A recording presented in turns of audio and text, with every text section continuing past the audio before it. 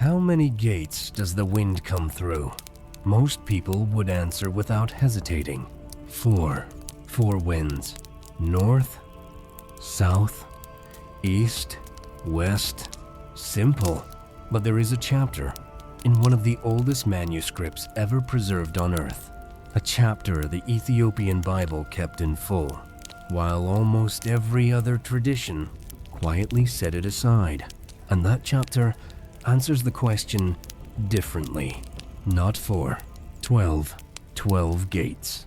At the edges of the earth, 3 on each side, each one governing a different wind. Some bringing rain, dew, the breath that makes living things grow. Some bringing cold that splits stone. Some bringing the kind of destruction that old texts do not soften, with gentle language. And every single gate named.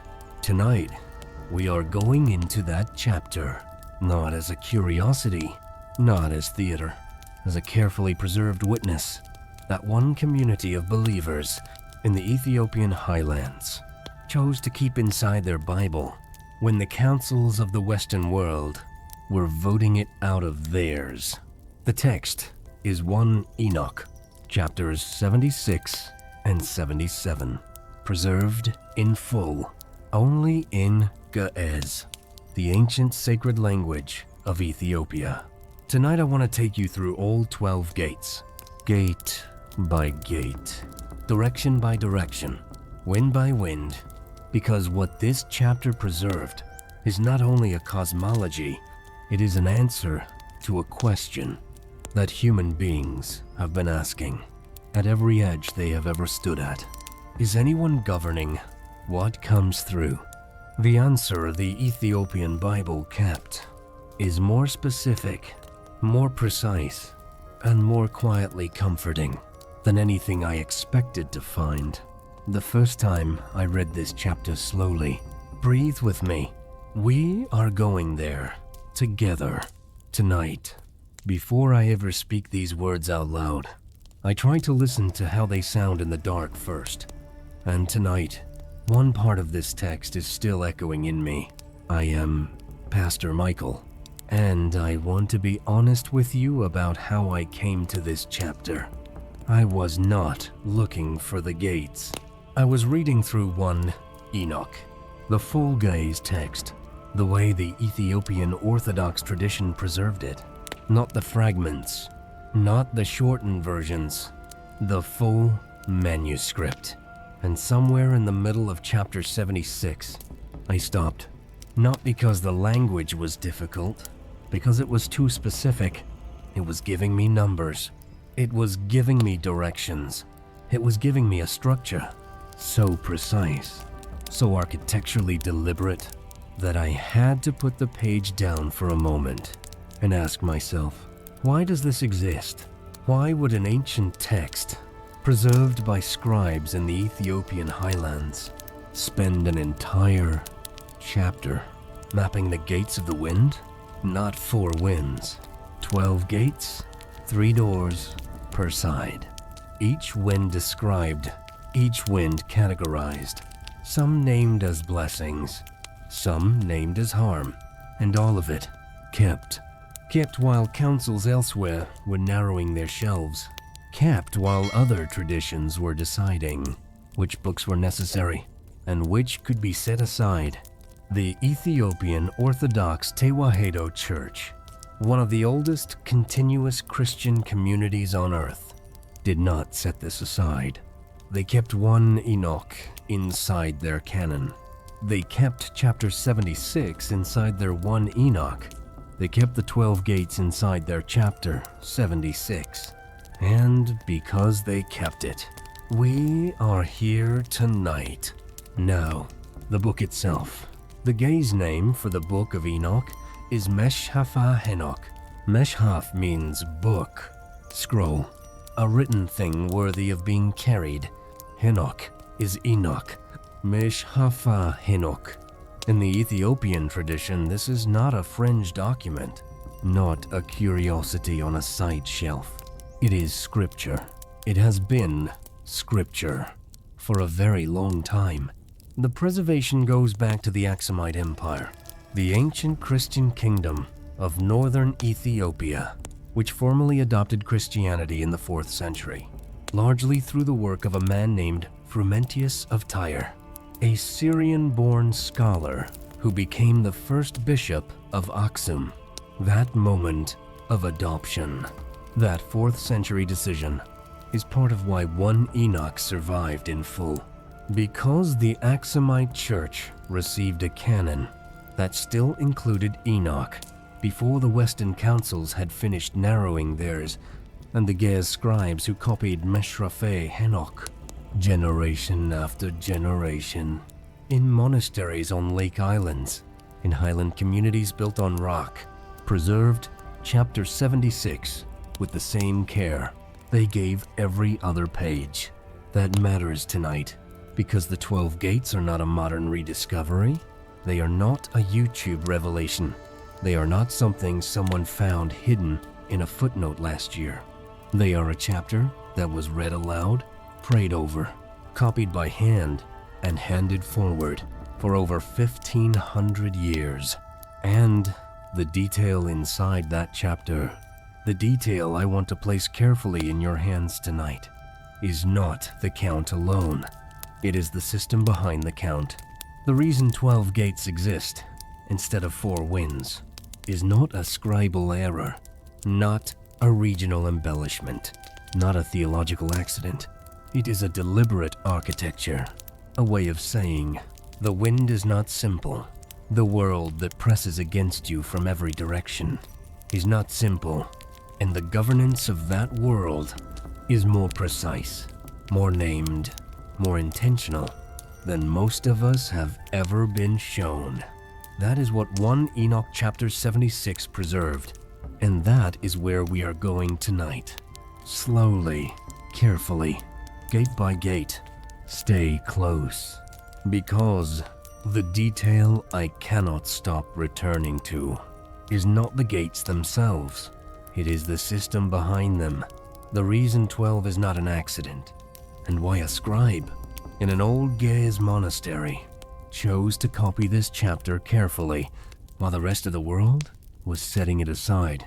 Before we go further, gentle heart, may peace settle over this room tonight, over your thoughts, over whatever you carried into this hour. If these late-night journeys through old scripture are becoming part of how you rest, a quiet subscribe keeps them close, keeps this path open for the nights ahead. And before we go deeper, I want to ask you something softly. What did you carry today that feels heavy right now? Leave it here if you can.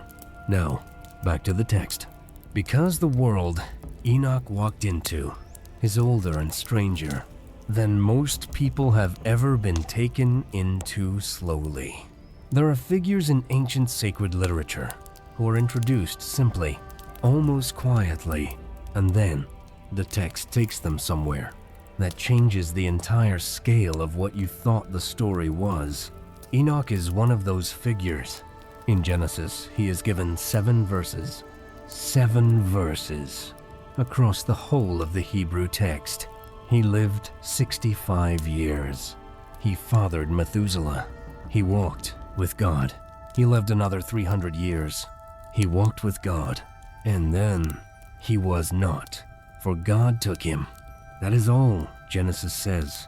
But the tradition that grew around those 7 verses, the tradition preserved most completely in the Ethiopian Ge'ez canon, built an entire world from that last line. God took him. Where did God take him? What did he see? What was he shown? What did he bring back? What was he commanded to write? Mäṣḥafä Henok, the Book of Enoch, as the Ethiopian tradition preserved it, is the long answer to those questions. It is not a short document. It is not a single vision. It is a collection of preserved testimonies, arranged across more than 100 chapters, covering the movement of the stars, the structure of the heavens, the nature of the fallen watchers, the coming judgment, and the edges of the earth. the edges of the earth. That is where chapters 76 and 77 take us. Not upward, not into the heavens above, outward, to the rim of the world, to the place where the winds enter, to the gates. Now, before we reach the gates themselves, I want to tell you something about the preservation, because this matters for tonight. The guy's name for this book is Mäṣḥafä Henok. Mäṣḥaf, book, scroll, a written thing treated as worthy of being carried across generations. Enoch, the man who walked with God and was taken. In Ethiopian Orthodox sacred culture, a Mäṣḥaf is not a casual object. It is copied with prayer. It is stored with care. It is read inside a community that understands. The act of preservation itself as a form of faithfulness, and the community that preserved Mäṣḥafä Henok did so inside one of the oldest continuous Christian traditions on earth, the Ethiopian Orthodox Tewahedo Church. Tewahedo is a Ge'ez word. It means being made one, unified, whole. It refers to the church's theology of the nature of Christ. One unified nature, not divided. But the word also carries something in its sound that I find quietly fitting for tonight. A tradition named for wholeness preserved a book about the edges of creation. A community committed to unity kept the chapter that mapped what governs the four corners of the world. That is not coincidence. That is custodianship. Now, the preservation goes back further than the medieval monastery era. It goes back to the Aksumite Empire. Aksum, the ancient Christian kingdom of northern Ethiopia, one of the great powers of the ancient world, alongside Rome, Persia, and China. The Aksumite Empire formally adopted Christianity in the 4th century of the Common Era, largely through the work of a man named Frumentius of Tyre. Frumentius was Syrian-born. He arrived in Aksum as a young man, through circumstances that were not his choosing, was educated in the royal court, rose to a position of influence, and eventually became the first bishop of Aksum, consecrated by Athanasius of Alexandria. That connection matters, because Athanasius of Alexandria, the same figure who championed the Nicene Creed and shaped so much of early Christian canon thinking, was the one who placed Frumentius over the Aksumite Church. And the canon that Frumentius helped establish in Aksum was a canon that still included one Enoch. This is the theological decision that changed everything. While councils elsewhere were beginning the long process of narrowing the Christian scriptural shelf, while lists were hardening and certain books were being quietly moved from scripture to reference to memory to silence, the Aksumite Church was building its canon, with Enoch still inside it. And I will tell you honestly, I have sat with that historical moment longer than I expected to, because it is not a small thing to be the community that kept the book. It means generation after generation of scribes chose to copy it. It means generation after generation of priests chose to read it. It means generation after generation of believers chose to hear it, receive it, carry it forward as part of what they understood to be the living word. That is not passive survival. That is active custody. And chapter 76, the chapter about the 12 gates, was inside that custody the entire time, copied by lamplight, carried through centuries of political pressure, through the long isolation of the Ethiopian Church, through periods when the outside world had largely forgotten that this text existed at all. And still, the Ge'ez scribes kept writing it, gate by gate, wind by wind, name by name. There is something in that image, gentle heart, that I find impossible to move past quickly. a scribe in a highland monastery, surrounded by the sound of wind outside thick stone walls, carefully copying a chapter about the governance of wind. The text and the world it described, arriving in the same moment. That is the tradition we are standing inside tonight. Not a rediscovery, not a reconstruction, a living, preserved line. From Enoch to Aksum, to the gaze scriptorium, to tonight. Now, before we go farther, I want to stay one moment longer with the question this chapter is really asking. Because most people who know anything about the Book of Enoch know about the Watchers. They know about the fallen angels. They know about the judgment sections. They know about the Son of Man passages. Very few people have ever been taken slowly into the cosmological chapters, into the chapters about the edges, about the structure, about the governance of the physical world. And this is where I think the Ethiopian preservation reveals something about how this community read the text. They did not read 1 Enoch only for its dramatic revelations. They read it for its architecture. They understood that a text which maps the gates of the wind is not wandering away from theology. It is doing theology.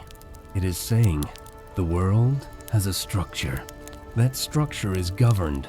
That governance is named, and the names have been preserved so that you do not have to live as though the wind blows randomly.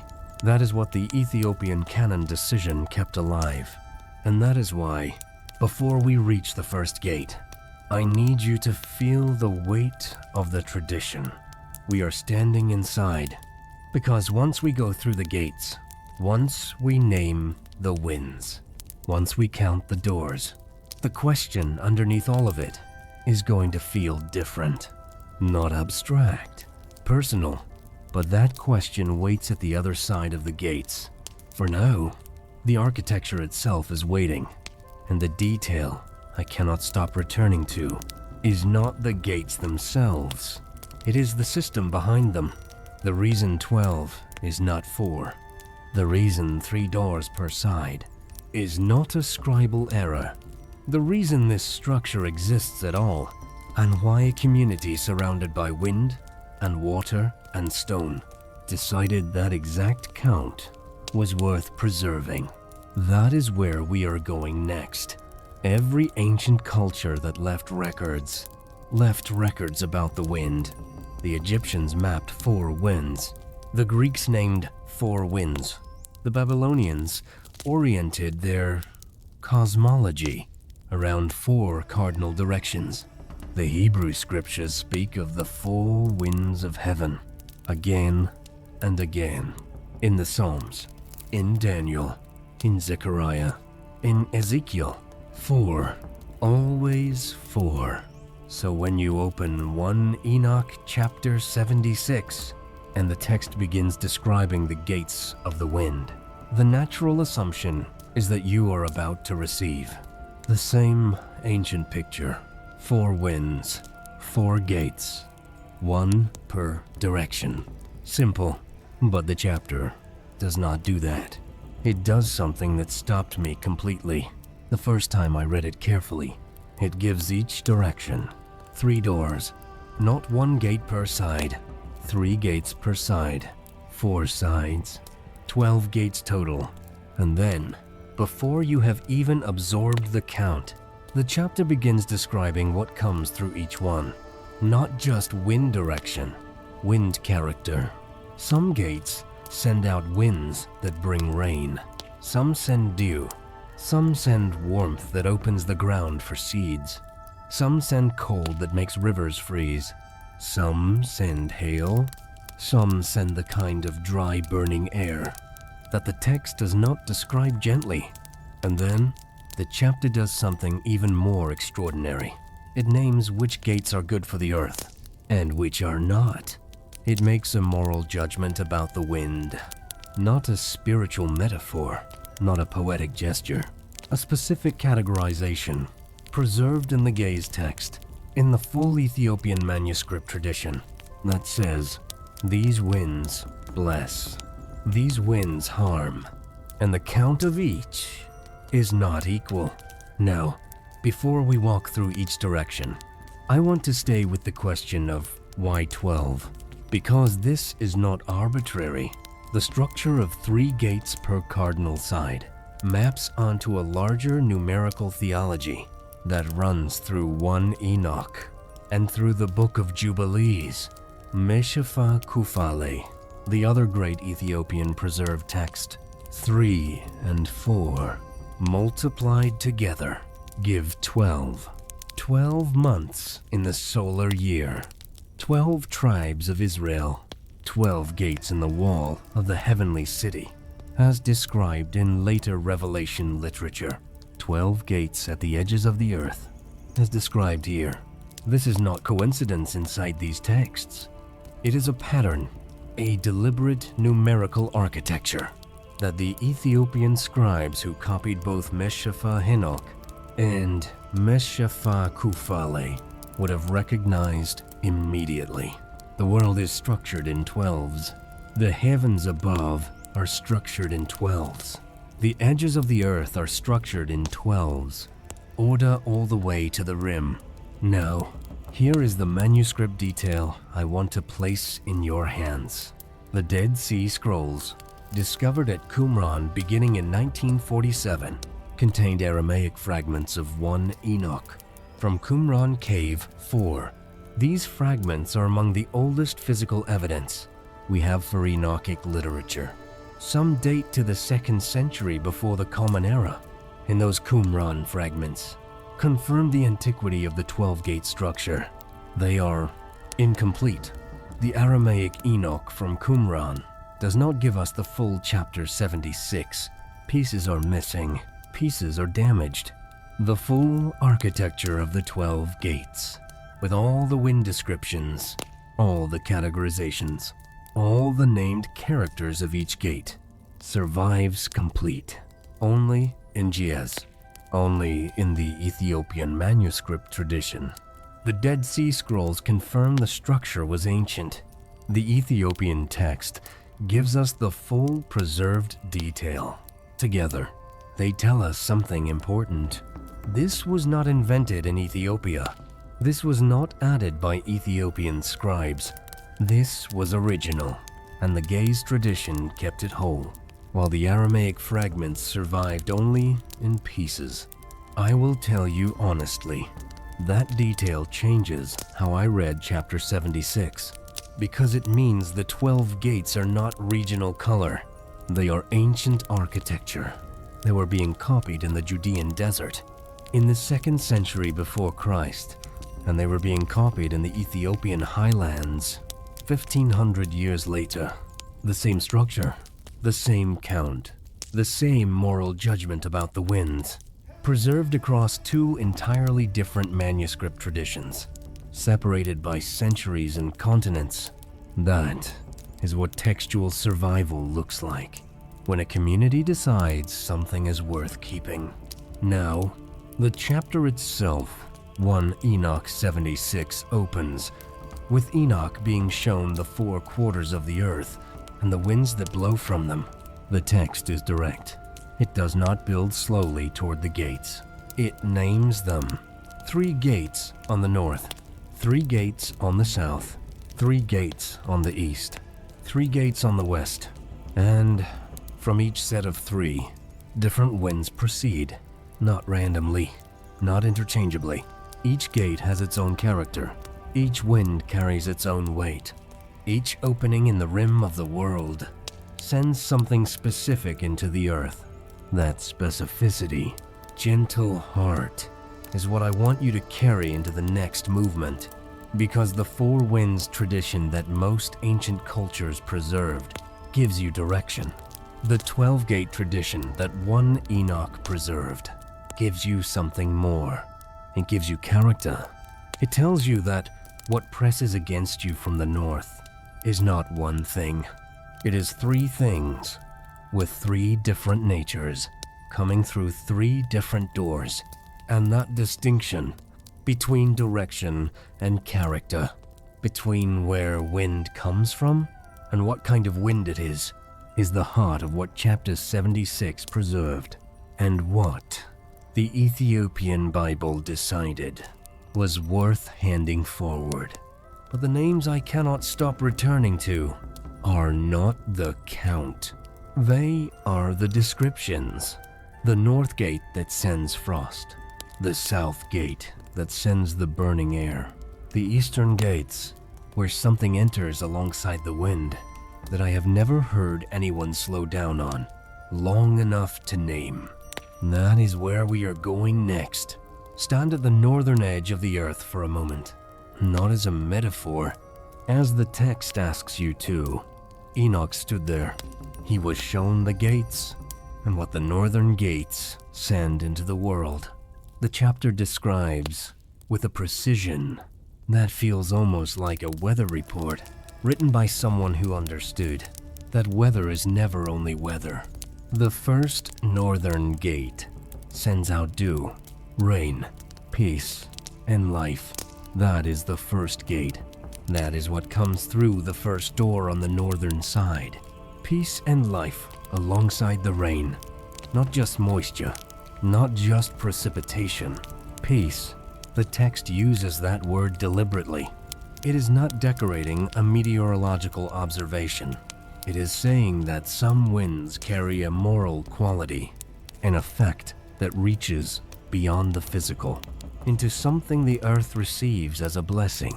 The second northern gate sends hail, frost, snow, cold, and misery. The chapter does not soften the last word, misery. The wind that comes through the second northern door brings suffering with it, and the third northern gate sends thunder, lightning, destruction. 3 northern doors, 3 entirely different natures. One brings peace and life. One brings cold and misery. One brings destruction. All 3 coming from the same direction. Now, this is the point where the chapter begins to feel less like ancient cosmology and more like honest testimony, because most of us know this, not from manuscripts. From living, we know that what arrives from the same direction on different days can carry entirely different weight. We know that the north can send relief, and the north can send devastation. We know that wind does not carry one nature.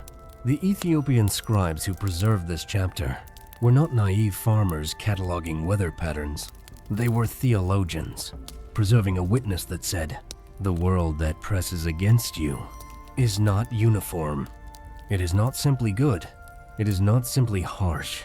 It is differentiated. It is governed. And the governance is specific enough to tell 3 doors apart." Now the southern gates stand at the southern edge. The first southern gate sends dew, rain, and peace. Again, that word, peace. The first gate on the south side mirrors the first gate on the north. Both open with life-giving wind. Both begin with blessing. The second southern gate sends wind that carries no rain, no dew, a dry wind, a scorching wind, a wind that damages, a wind the text associates with destruction. And the third southern gate sends a destructive wind, a hot and arid wind that bakes the earth and leaves it thirsty.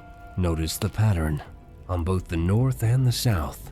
The first gate brings peace and life. The second and third gates carry varying degrees of harm. 2 out of 3 doors per side open toward difficulty. That ratio, gentle heart, is something I want you to hold. We will come back to it. It is one of the most quietly honest things this entire chapter preserved. But first, I want to stay with the gaze word for what all of these gates are actually sending out. Nafas. In Ge'ez, Nafas means wind. It means breath. It means spirit. The same word, all 3 meanings carried in the same root. Wind, breath, spirit. This is not a translation accident. This is not a case where separate words happen to be collapsed by a careless scribe. This is a deliberate theological continuity preserved in the gaze language that the Ethiopian scribes who copied one Enoch would have heard every time they wrote the word Nafas, the same word that describes the divine breath of creation in Genesis, the same word used for human breathing, the same word used for the winds at the edges of the earth. All one word. That matters for tonight, because it means the 12 gates are not simply describing meteorology. In the Ge'ez reading, they are describing breath, divine breath, ordered breath, breath that enters the world through named doors, with named characters, carrying named effects. The wind that brings peace and life is the breath of blessing entering through a specific gate. The wind that brings misery and destruction is a different breath entering through a different door. And all of it known, all of it governed, all of it named. This linguistic weight, this Nafas connection between wind and spirit, was carried inside the Tana Haiq manuscript tradition. Tana Haiq, the ancient monastery on the eastern shore of Lake Tana, one of the oldest monastic communities in Ethiopia. Scholars who have studied the history of Ge'ez manuscript transmission have identified the Tana Haiq community as one of the early sites where texts like Mäṣḥafä Henok were copied and circulated before entering wider Ethiopian Orthodox use. Imagine what it meant to be a monk at Tana Haiq, copying a chapter about the gates of the wind, while the actual wind moved across the actual lake outside. The Nafas of the text and the Nafas of the world arriving in the same breath. That is the quality of preservation we are inside tonight. Not distant, not academic, embodied, lived, copied by people who felt the wind on the same day. They wrote the word for it. Now, the northern and southern gates have given us 6 of the 12 doors, 6 gates, 6 wind characters, a pattern of blessing followed by harm, repeated on both sides. But the eastern gates are where the chapter does something I have never heard anyone stop on long enough, because the eastern gates are not only about wind direction. In the chapter's own language, they are about where light enters the world, and the description of what comes through those gates alongside the wind is one of the strangest and most quietly beautiful things in the entire text. That is where we are going next. The East has always meant something. In almost every ancient tradition that left a record, the East carries a specific weight. It is where the sun rises. It is where the day begins. It is the direction of origination, of firstness, of the place where things come from, before they arrive where you are standing. In the Hebrew biblical tradition, East is where Eden was placed. East is where the glory of God departed from Jerusalem in Ezekiel's vision, and East is the direction from which it was expected to return. In the Ethiopian Orthodox liturgical tradition, the altar faces east. Prayer is oriented east. The place of sacred encounter is the direction of the first light. So when 1 Enoch chapter 76 comes to the eastern gates, it is not simply continuing a survey of directions. It is arriving at the most theologically weighted corner of the entire architecture, and the text knows this. The first eastern gate sends warm winds, gentle winds, winds that carry dew, rain, and well-being. That is the word the Ethiopian preserved text uses. Well-being. Not only physical moisture, well-being. The wind that comes through the first eastern door brings something to the earth that the chapter considers, a form of wholeness. The second eastern gate sends a more neutral wind, Not harsh, not destructive, a wind that is dry, but not burning. And the third eastern gate sends a cold wind, a wind associated with drought, with dryness, with the kind of sky that looks clear, but leaves the ground thirsty. 3 eastern doors. The first gives life and well-being. The second is neutral. The third carries dryness and lack. But here is what I want you to stay with. Chapter 77 of 1 Enoch, the chapter that follows the gates, returns to the east with something additional. It names the 4 quarters of the earth. And the east is not simply called the east. It is called the first. In Ga, the word is Qudamit, Kiadamit. It carries the meaning of first, prior, before, the place from which things originate, and it shares a root with concepts of divine precedence, divine initiative, the idea that God acts first, that creation begins from a specific point, and that point is named. The east is not merely a direction in this text. It is the first direction, the originating direction, the direction from which the world received its beginning. And the gate on that side, the first eastern gate, sends out well-being. I have sat with that alignment longer than I expected to. The first direction sends life. The originating corner opens toward blessing. It does not mean the world is only blessed. The second and third doors complicate that quickly, but it means something about where the chapter begins when it orients itself toward meaning. It begins east. It begins with Qedamit. It begins with the first gate, and the first gate opens toward life. That is a theological statement, dressed in cosmological language, and the Ethiopian scribes who copied this chapter, inside a liturgical tradition that also oriented its altars east, that also prayed facing the direction of first light, would have heard that alignment immediately. The text and the tradition breathing the same direction. Now the western gates. If the east is Qudamit, the first, then the west in ancient Near Eastern cosmological thinking is the place of ending, the place of setting, the direction of completion and descent. The first western gate sends dew, rain, and a gentle wind, a blessing wind. Again, as on the north, as on the south, as on the east, the first gate per side opens with life. That pattern is not accidental. Every side of the earth begins its 3 gates with a door of blessing.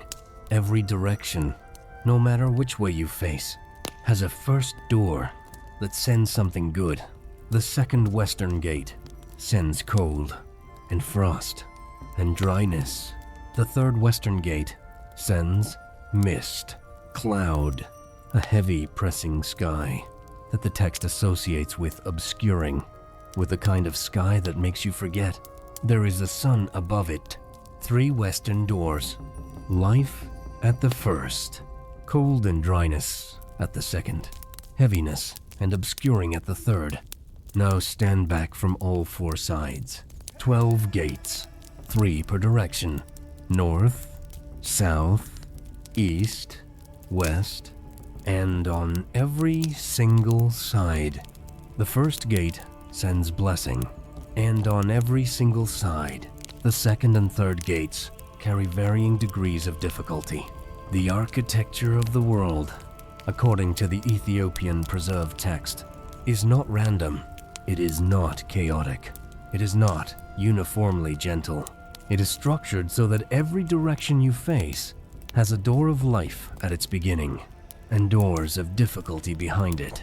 That is the world 1 Enoch describes, and the Ethiopian Synaxarium, the ancient Ethiopian Christian calendar of saints and seasons, carries an echo of this directional theology. The Synaxarium organizes sacred time through seasonal and elemental categories, through the rhythms of what the earth receives, and when, and from which direction.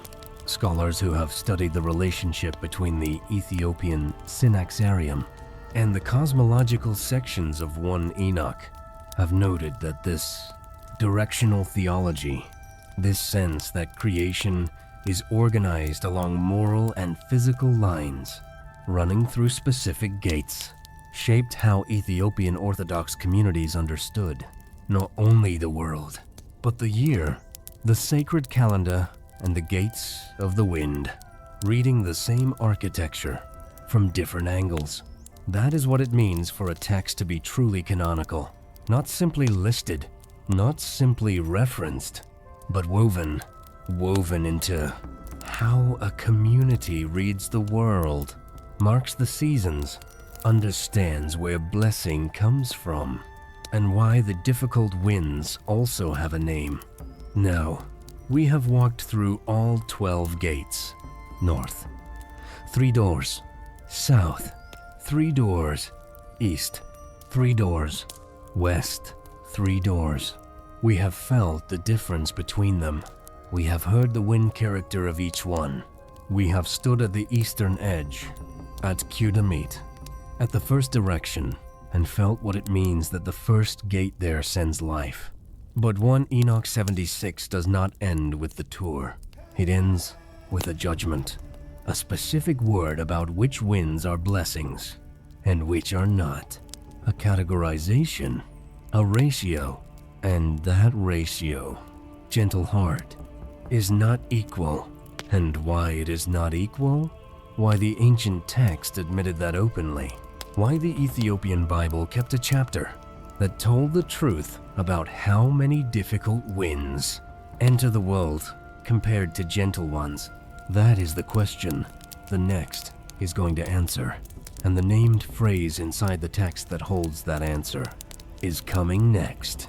There is a particular kind of honesty that only very old texts carry.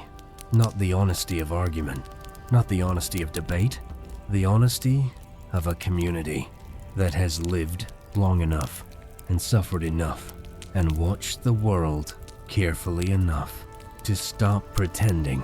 1 Enoch chapter 76 carries that honesty, because after walking us through all 12 gates, after naming the winds from every direction, after showing us the 3 doors on each side, the chapter does something that I did not expect the first time I read it. It counts. It counts which winds are good for the earth and which are not.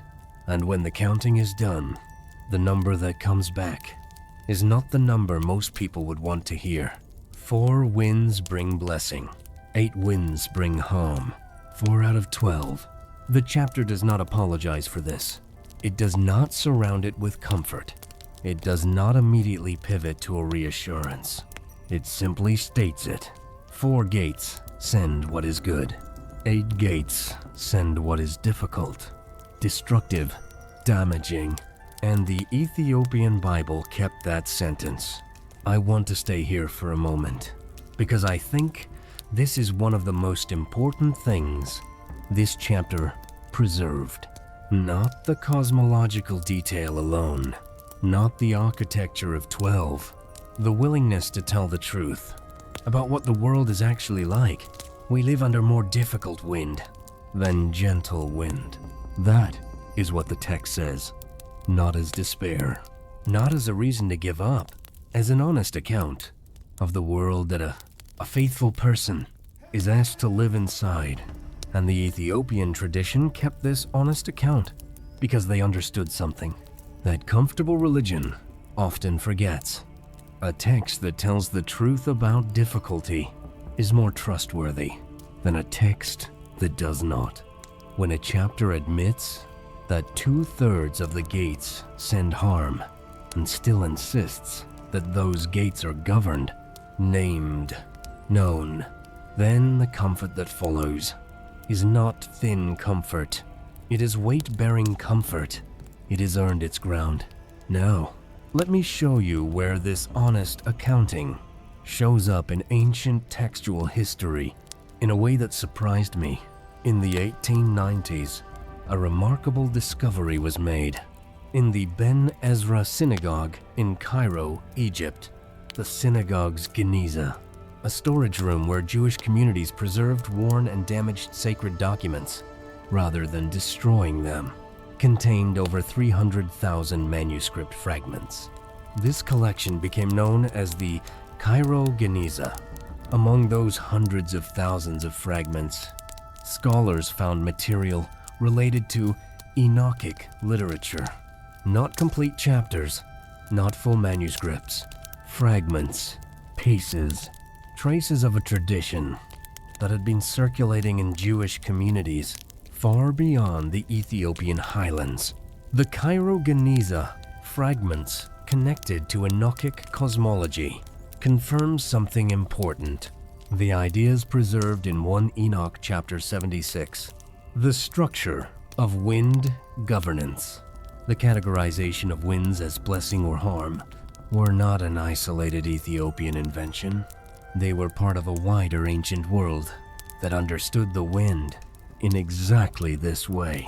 Multiple communities, multiple manuscript traditions, multiple preservation streams, all arriving at the same testimony. The world has more difficult wind than gentle wind, and the difficult wind is not chaos. It is categorized, named, known. And that is what the Cairo Geniza fragments, alongside the full Giez text, alongside the Qumran Aramaic fragments, tell us together. This was not a local belief. This was ancient consensus. And I will tell you honestly, there is something in that convergence that I find deeply grounding. When separate manuscript traditions, preserved in different languages, in different centuries, in different communities, arrive at the same honest account of the world, that agreement carries weight. It is not one community's private theology. It is a shared witness. No, the chapter is more specific than simply account. It also describes what the harmful winds actually do. The harmful winds bring drought. They bring destruction to crops. They bring disease to the earth. They bring suffering to the creatures that live on it. The chapter does not spiritualize this. It stays physical. It stays honest. It names what bad wind does to ground, to seed, to living things. And alongside that honesty, it names what the 4 good winds do. They bring rain. They bring dew. They bring peace. They bring well-being to the earth. 4 windows of blessing, 8 windows of difficulty, and all 12 named, all 12 governed, all 12 opened and closed, not by accident, but by the authority of the one who made the gates. That is the theological claim underneath the cosmology. It is not saying the world is fair. It is not saying the difficult winds are good for you. It is not asking you to call harm a blessing. It is saying the harm has a gate. The gate has a name. The name is known. And the one who knows the name has not abandoned the earth simply because more difficult winds blow through it than gentle ones. That is a very different kind of comfort than the kind that pretends the difficult winds do not exist. And I think it is the kind of comfort that actually holds. The kind that a community living in the Ethiopian highlands, through centuries of difficulty, through invasion, through isolation, through the long silence of being a church, that the wider world had largely forgotten, would have understood immediately. They were not living under gentle wind, and they kept the chapter that said so. But, gentle heart, the chapter does not leave us with the count alone, because what comes next in 1 Enoch, what the Ethiopian preserved text builds toward, after the judgment of the winds, is the question I think has been underneath this entire night from the beginning. If the gates are 12, if the winds are categorized, If the harm outnumbers the blessing, then who is standing at the gates? Who is opening and closing them? Who is keeping the count? The named phrase inside this text that I believe is the real reason this chapter was worth preserving. Stay close. A gate without a keeper is not a gate. It is only an opening. An opening does not govern what passes through it. An opening does not categorize. An opening does not keep count. An opening does not hold back or release or know the name of what it is sending into the world. A gate is different. A gate implies something standing on the other side of it. Something with authority over the door. Something that knows what is waiting to come through and what the earth will receive when it does. 1 Enoch, chapter 76, is built on that distinction. The 12 gates at the edges of the earth are not unguarded openings. They are governed doors. And the tradition that preserved this chapter, the Ethiopian Gaz manuscript tradition, understood the governance of the gates as one of the most important things the chapter had to say, because a world with 12 ungoverned openings is a frightening world. 12 holes in the rim of creation through which anything could enter at any time, in any quantity, with no order, no limit, no name. But a world with 12 governed gates is a different world entirely. It is a world where the difficult wind enters through a door that has a name, where the destructive cold passes through an opening that is known, where the drought wind, the misery wind, the burning wind, all of them move through gates, named gates, governed gates, gates that are opened and can be closed. That is the cosmological claim underneath chapter 76. Not that the world is safe, not that the harmful winds do not blow, but that the harmful winds do not blow from nowhere. They blow from a gate, and the gate is known. Now, the chapter's picture of governance connects to the wider angel architecture of 1 Enoch. Throughout this text, the ordering of the physical world is not understood as automatic.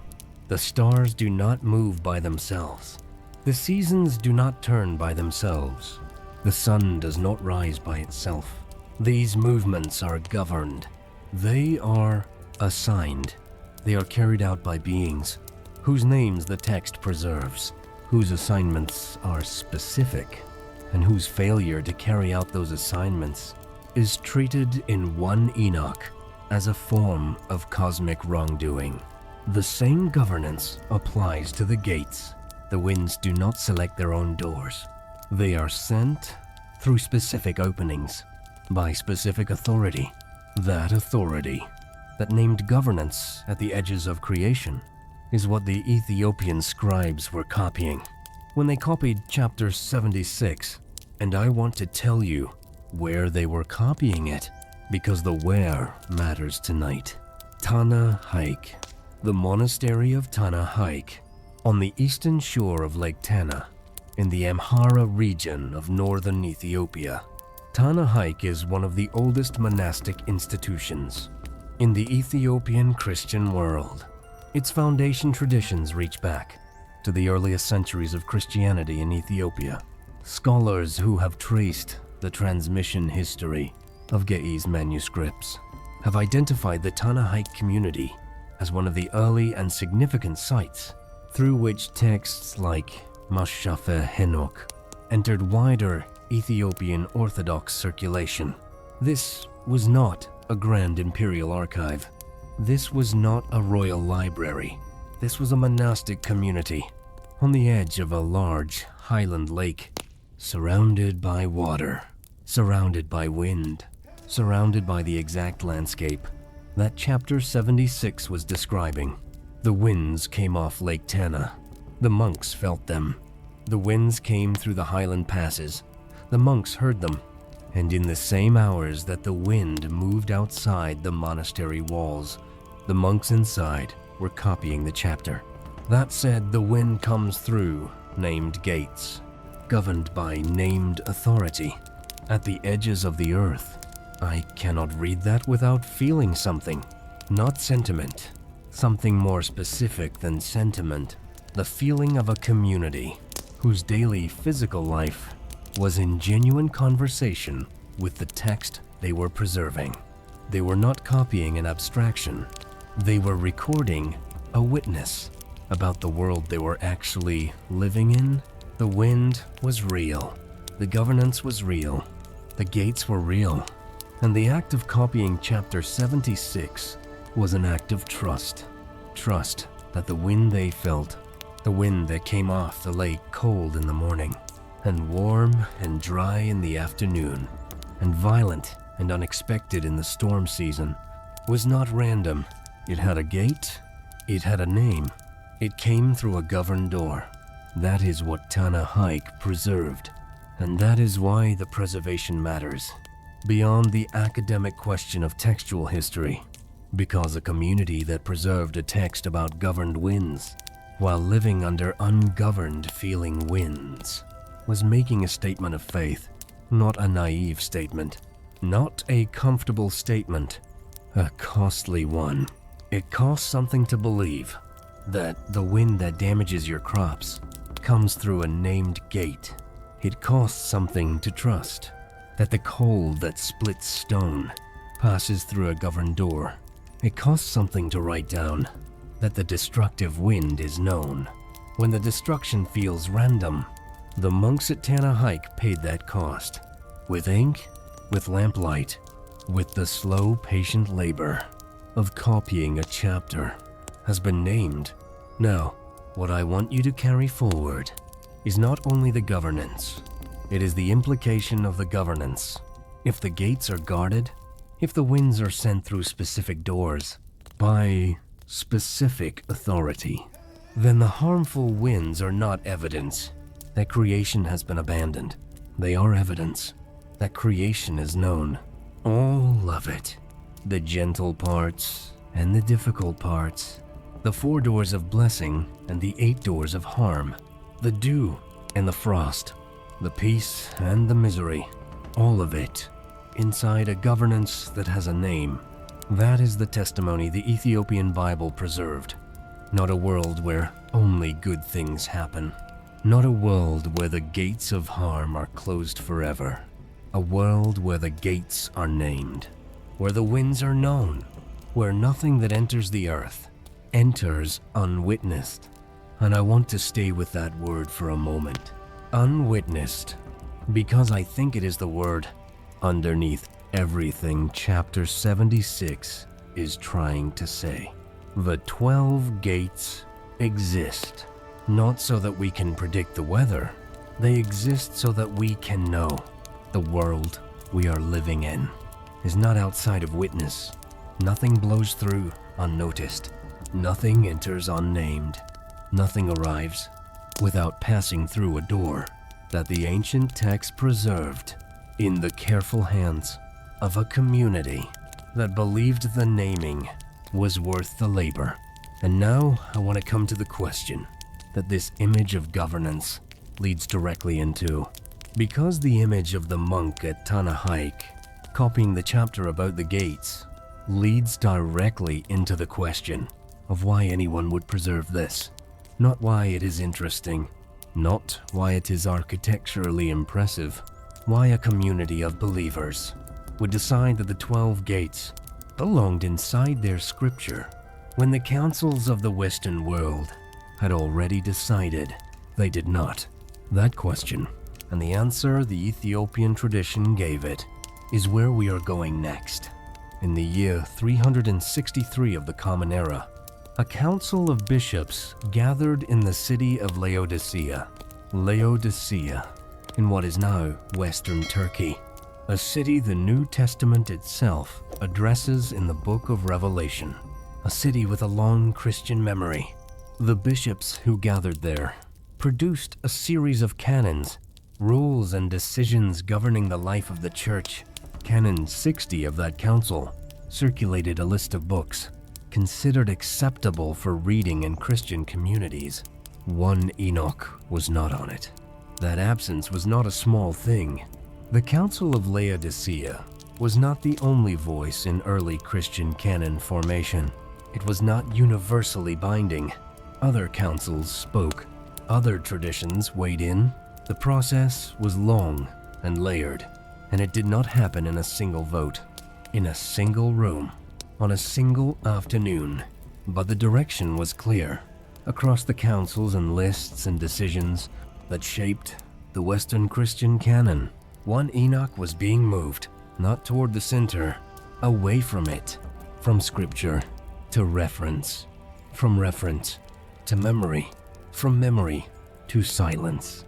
And in the Ethiopian highlands, the opposite was happening. The Aksumite Church, rooted in a tradition that had received one Enoch as scripture before the councils of the Western world had finished their narrowing, did not follow that narrowing. They kept Mäṣḥafä Henok inside the canon, not by accident, not through oversight, not because they were too remote to know what was happening elsewhere, by decision, a theological decision made by a community that understood what was inside the book and believed it was too important to move towards silence. Now, I want to be careful here, because it is easy to tell this story as though the Ethiopian church was simply contrarian, as though they kept one Enoch because they refused to follow Rome, as though the preservation was primarily a statement of independence. That would be too small an explanation. The Ethiopian Orthodox Tewahedo Church did not keep Mäṣḥafä Henok because they were stubborn. They kept it because they read it. They read the chapter about the 12 gates. They read the cosmological sections.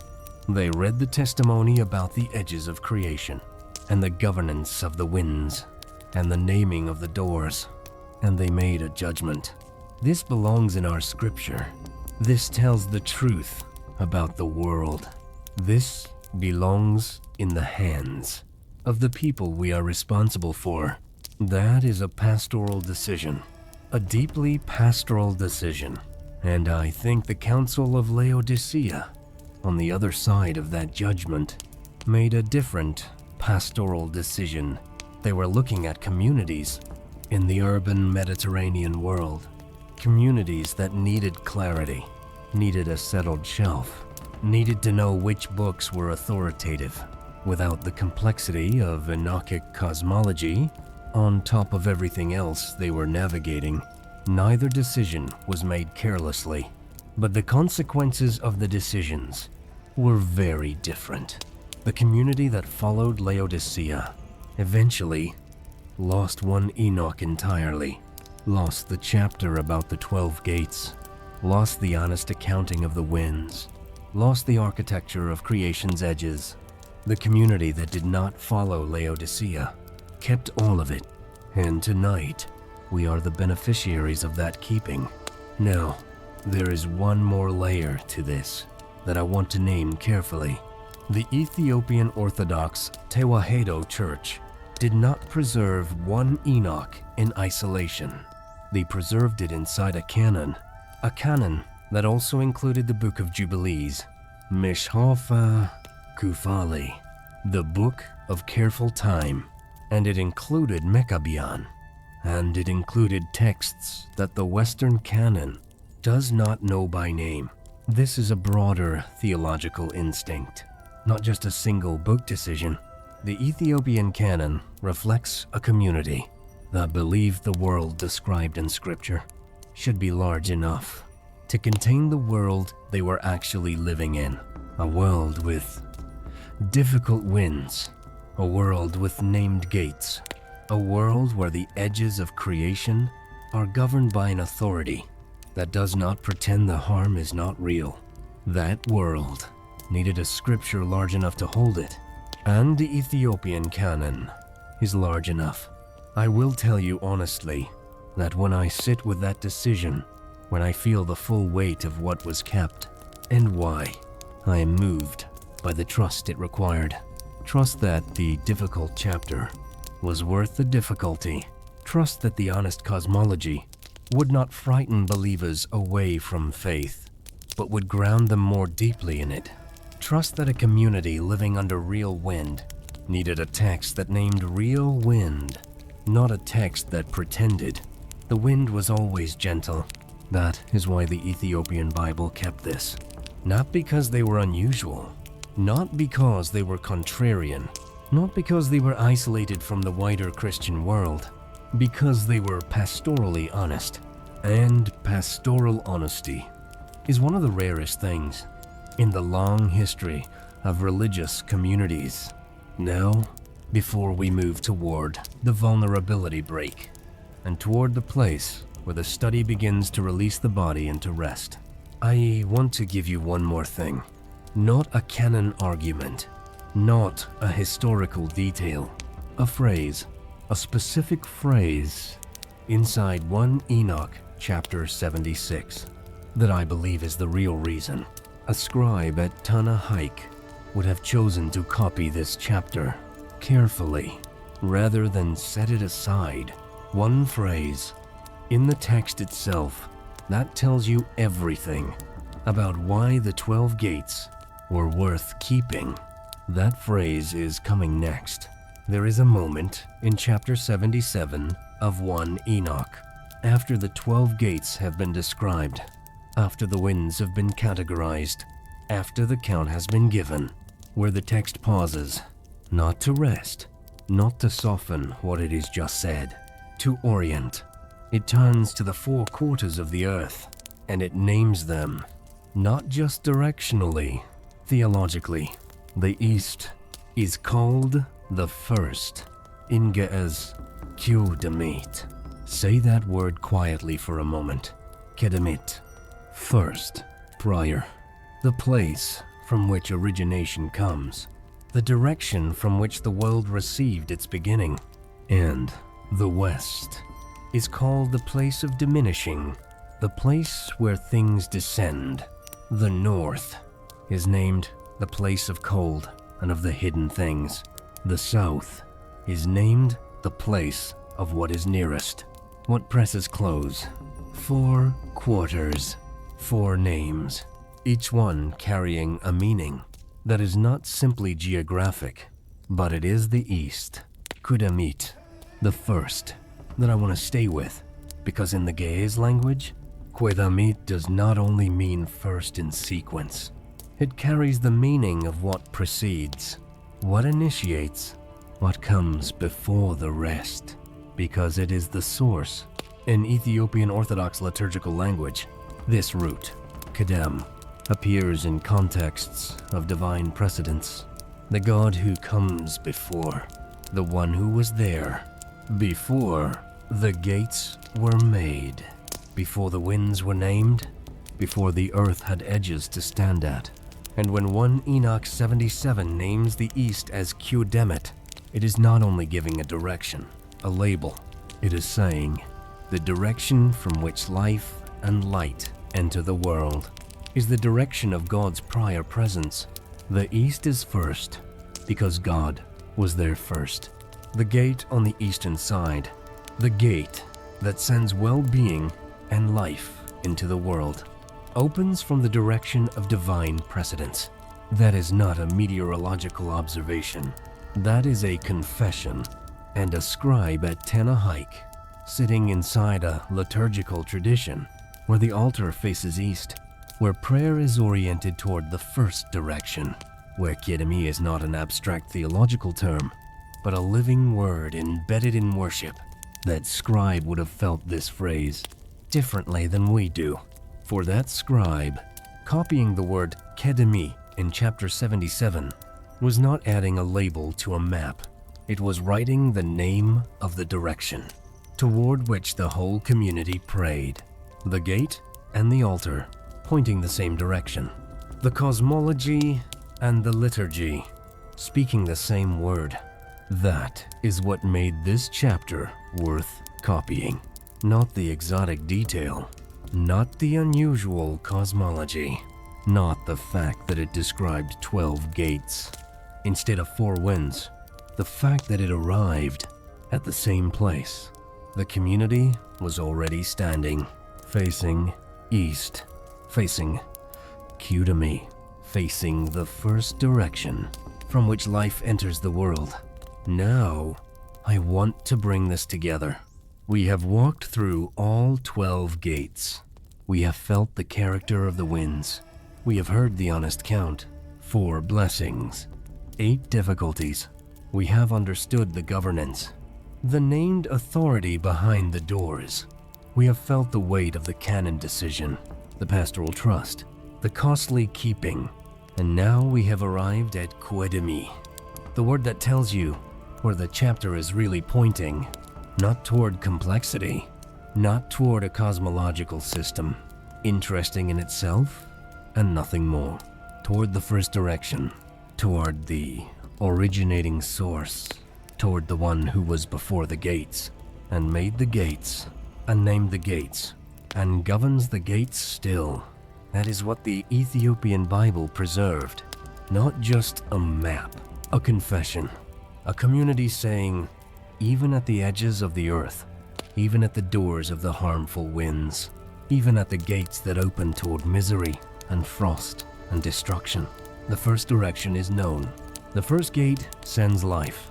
The east is Qumran, and God was there before the wind. I find that gentle heart almost too quiet to speak quickly.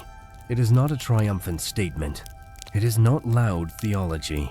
It is the kind of confession that only a community living under real difficulty could have preserved with this much care, because it does not pretend the 8 gates of harm are closed. It does not pretend the world is only gentle. It only says the first direction is known. The source of life was there first, and the name of the East is a word that already contains everything the community needed to keep going. Qumran. First, before, source? No, there is one more thing this chapter does that I have not yet named, and it is the most human thing in the whole text. After all the gates, after all the winds, after all the counting and categorizing and naming, chapter 77 ends with Enoch himself, not as a cosmic traveler anymore, not as a man being shown the architecture of creation's edges, as a man who has been shown something and been commanded to write it. The text makes clear that Enoch did not witness the gates for his own sake. He witnessed them so that the witness could be handed forward. He was shown the 12 gates so that the 12 gates could be named. He was shown which winds bless so that the blessing could be recorded. He was shown the east and the word Qumran so that the word could arrive in the hands of a scribe, in a monastery, on the edge of a lake, in a country that decided to keep it, and eventually in the quiet of a night like this one. That chain of witness, from Enoch to the scribe, from the scribe to the canon, from the canon to tonight, is not accidental. It is the long custody of a text that told the truth. And I think that is the phrase, the real phrase, that kept this chapter alive. Not Qumran alone, not the 12 gates alone, not the honest count alone, all of it together, forming a single testimony. The world has difficult wind. The difficult wind has a gate. The gate has a name. The name has been kept. And the east, the first direction, still opens toward life. That is what a community chose to preserve. And that is what arrived here tonight. Now, before we go any further, I want to pause, because there is something in this chapter, something in the honest count of 8 gates of harm, something in standing at the edges of creation and feeling how small the human frame is against a world this large and this old, that touches a place in me that I think may be touching a place in you as well, and I do not want to move past it without naming it. So stay here for just a moment. We are going to a quiet place. Before we continue, vulnerability, break, word count to 75 words. Gentle heart. There are moments when a chapter like this stops being cosmology and starts being personal. When the count of 8 difficult gates stops being ancient arithmetic and starts feeling like your own life, like you have been standing in the path of more difficult wind than gentle wind for longer than you expected to. If that is where you are tonight, you do not have to explain it. You do not have to name it precisely. Just stay near the text a little longer. The east is still Qumran, the first direction, still opens toward life. And so do we. Continue. There is a difference between being shown something and being asked to witness it. Being shown something means you were there, you saw it, you received it, and when you leave, you carry the impression. Being asked to witness means something more. It means you were placed there, deliberately, with purpose, not for your own sake, but for the sake of what comes after you. Enoch, at the gates, was not a tourist. He was not a curious traveler who happened upon the edges of the earth and found the 12 gates interesting and decided to write them down. He was sent, he was shown, and he was commanded. The text is explicit about this. The visions of one Enoch are not private experiences, preserved for Enoch alone. They are testimony. They are the record of what a human being was placed at the edge of creation to see, so that the seeing could be handed forward. Write what you have seen. Write the names of the gates. Write the characters of the winds. Write the count. Write Qumran. Write it all, because what you are standing at is not yours alone. That is the weight Enoch carries.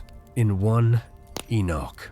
Not the weight of suffering, not the weight of judgment only, the weight of witness. And I want to stay with what that means for a moment, because witness is a particular kind of responsibility. It is not the same as knowledge. You can have knowledge and keep it to yourself. You can understand something deeply and let it remain private. But witness, by its nature, is relational. It is knowledge placed in the direction of someone else. It is seeing, placed in service of those who were not there and who need to know what was seen. Enoch, at the edges of the earth, was not accumulating personal insight. He was accumulating testimony for people who would never stand where he stood, but who needed to know what the edges looked like and what the gates were called and what came through each one. That is why the chapter was worth copying, not because cosmological architecture is inherently sacred, because the act of Enoch writing it was an act of service, and the act of every scribe who copied it was a continuation of that service, generation after generation, reaching back to copy what Enoch was commanded to record, so that the witness could keep arriving in new hands, in new centuries, in new communities, in new nights, in a night like this one. Now, the Ethiopian Ge'ez manuscript tradition had a specific word for the person who carried this responsibility. Mäṣḥafä, scribe, writer, the one who records. In Ethiopian Orthodox sacred culture, the Mäṣḥafä was not simply a copyist. The role was understood as spiritually accountable. When a Mäṣḥafä sat down to copy a sacred text, the work was not treated as mechanical reproduction. It was treated as participation in the long chain of witness that ran from the original seeing all the way to the hand currently holding the pen. And the Ge'ez manuscript tradition preserved evidence of how seriously this was understood. At the end of many Ethiopian manuscripts, in the section called the colophon, the scribal note at the close of the text The Mäṣḥafä would write a prayer, not a signature, not a date, only a prayer, sometimes asking for forgiveness for any errors made in the copying, sometimes asking for blessing for the reader who would one day receive the text, sometimes naming themselves their community, the patron who commissioned the work, and asking that the words they had just finished would bring life to whoever heard them. The colophon was the Mäṣḥafä's way of saying, I was here, I did this work, I passed this forward, and I am accountable for the passing. That accountability, gentle heart, is part of what made the Ethiopian manuscript tradition so careful. A scribe who understood the work as spiritually accountable did not rush. A scribe who understood the text as living witness did not abbreviate carelessly. A scribe who wrote a prayer at the end, asking forgiveness for errors, was a scribe who believed the errors mattered, and so the 12 gates were copied carefully, and the 3 doors per side were copied carefully, and the characters of the winds were copied carefully, and Qumran was copied carefully, because the Mäṣḥafä understood that Enoch was watching from the other end of the chain, and that what Enoch had been commanded to write deserved to arrive in new hands, exactly as it had left his. I find that image almost unbearably moving, not because it is dramatic. It is quiet, extremely quiet. A lamp, a pen, a page, a prayer at the end. But the quiet is full of the understanding that the work of preserving is also the work of continuing, that every time a Mäṣḥafä copied chapter 76, Enoch was still witnessing, that every time the 12 gates were written out again, the testimony was still traveling, still moving from hand to hand, across centuries, toward a night when someone would finally hear it slowly. And here is the detail I want you to carry into the next movement. The ratio of the winds, that on his count we have been carrying 4 blessings, 8 difficulties, was never hidden from the scribes. Every Mäṣḥafä who copied chapter 76 copied the count. They knew the world described in this text was a world of more difficult wind than gentle. They wrote it anyway. They preserved it anyway. They prayed over it anyway, because they understood something about honest testimony that I think is worth naming plainly. A witness that tells the truth about difficulty is more useful to a struggling person than a witness that hides it. The Mäṣḥafä at Tana Haiq, copying the chapter about the winds, was not trying to make the world sound easier than it was.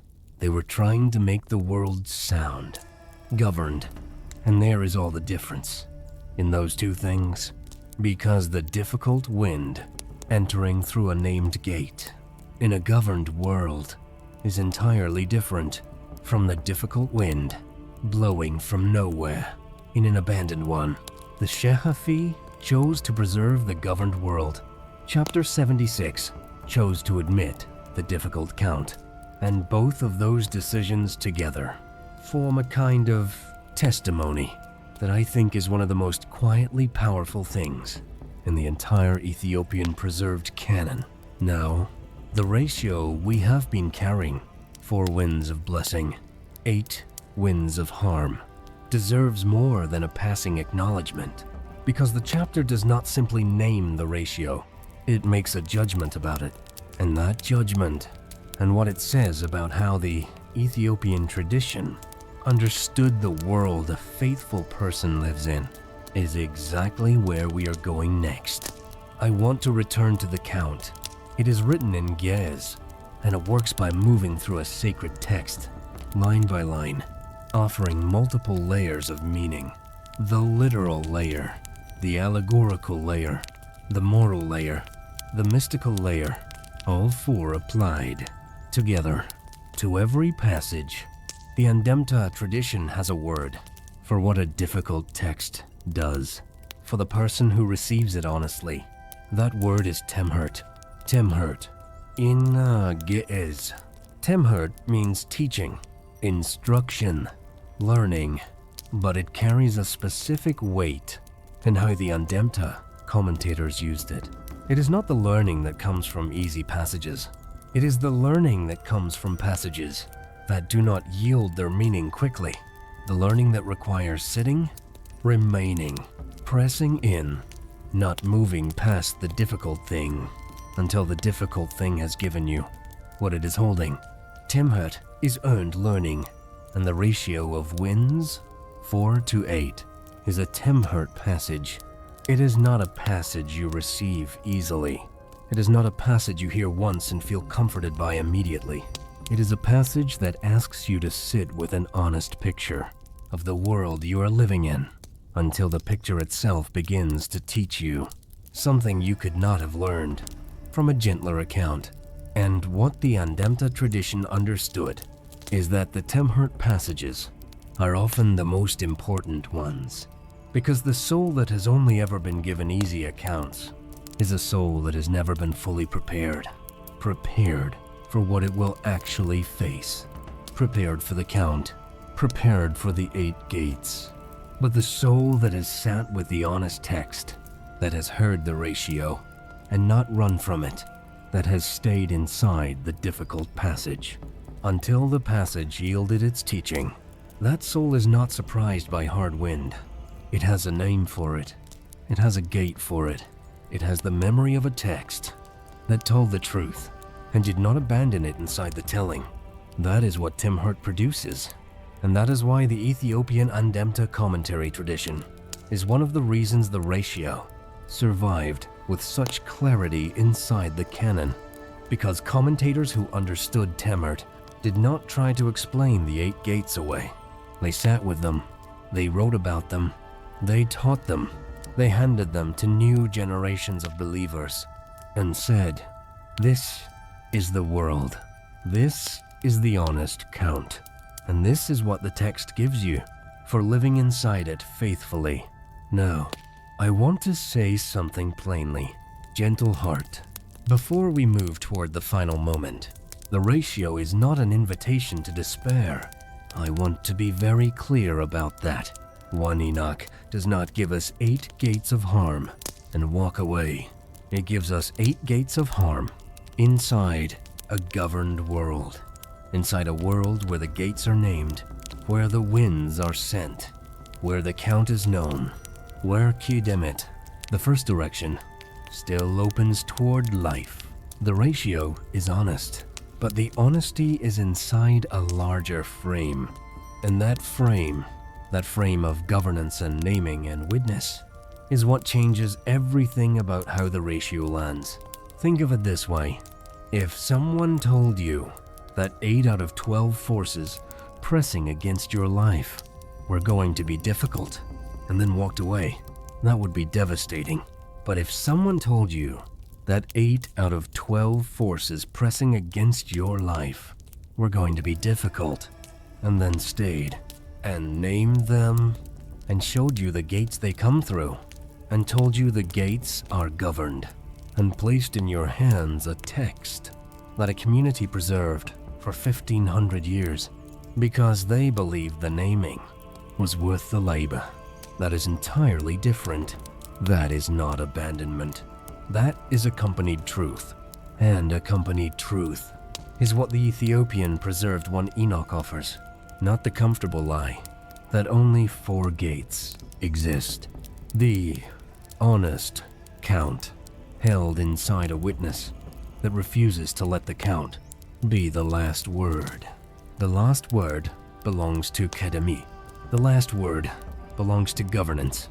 The last word belongs to the Shafi, who wrote a prayer after the final gate and handed the text forward. And the last word belongs to Enoch, who was placed at the edges of creation, not to be frightened, but to witness and to write, so that the writing could arrive. In a night like this one, no, We are very close to the place where the teaching begins to release the body. But before it does, I want to bring everything we have walked through tonight into one final movement. Not a summary, not a repetition, a completion.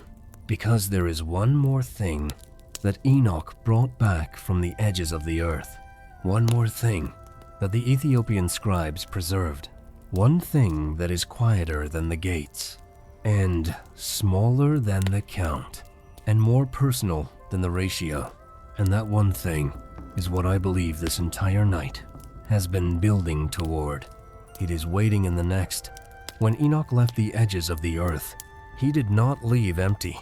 He left with names, not souvenirs, not personal impressions, not a traveler's memory of interesting things seen in a distant place. Names. The names of the gates, the names of the directions, the characters of the winds, the count, the honest ratio, the word Qumran, placed at the beginning of the east, all of it, names. And names, in the ancient understanding, are not decorative.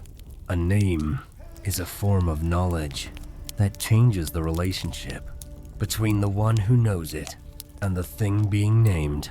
Before you know the name of something, it can feel like any other force, undifferentiated, anonymous, just pressure arriving from a direction, without origin, without gate, without governance. But once you know the name, something shifts. Not the force itself. The force is still real. The difficult wind is still cold. The destructive wind is still destructive. The drought wind is still dry. But it no longer arrives from nowhere. It arrives from a gate. And the gate has a name. And the name was witnessed. And the witness was written. And the writing was preserved. And the preservation arrived. In a night like this one, that is what Enoch brought back. Not a solution to the difficult winds. Not a method for closing the 8 harmful gates. Not a technique for ensuring that only the 4 gentle winds blow. A name for what was always blowing. And I want to say plainly, gentle heart. Why I think that matters. Because there is a particular kind of suffering that is made worse by anonymity. When something presses against you, and you do not know where it is coming from, the not knowing adds its own weight. You begin to wonder, is this random? Is this aimed at me specifically? Has the world simply broken down into ungoverned force? Is there nothing behind the pressure except pressure? That wondering, that nameless wondering can be heavier than the pressure itself. And what 1 Enoch chapter 76 gives you is not the removal of the pressure. It is the removal of the anonymity. The wind that comes against you comes through a gate. The gate is one of 12. The 12 are known. The known are governed. The governed are not random. And the not random means you are not living in a universe that has forgotten where its own doors are. That is what the Ethiopian Bible preserved. A universe that knows where its doors are. No, the manuscript tradition that carried this knowledge left one more thing inside the text. I mentioned earlier that Ethiopian Ge'ez manuscripts, often close with a colophon, a scribal note, a prayer, the Shephi's last words, before the text is finished and handed to whoever comes next. There is a formula that appears in many Ethiopian colophons, connecting the act of copying to the content of the text itself. The scribe who finished a manuscript about the governance of creation, about the winds and the gates, about the 12 doors at the edges of the earth, would write a closing prayer that asked for the reader's protection, not a generic blessing, a specific one, a prayer that the harmful winds, the ones named in the very chapter, just copied, would be kept at a distance from the one who received the text. the gate of frost, and the gate of destruction, and the gate of misery, named in the prayer by the same scribe, who had just spent days or weeks carefully writing the chapter that named them.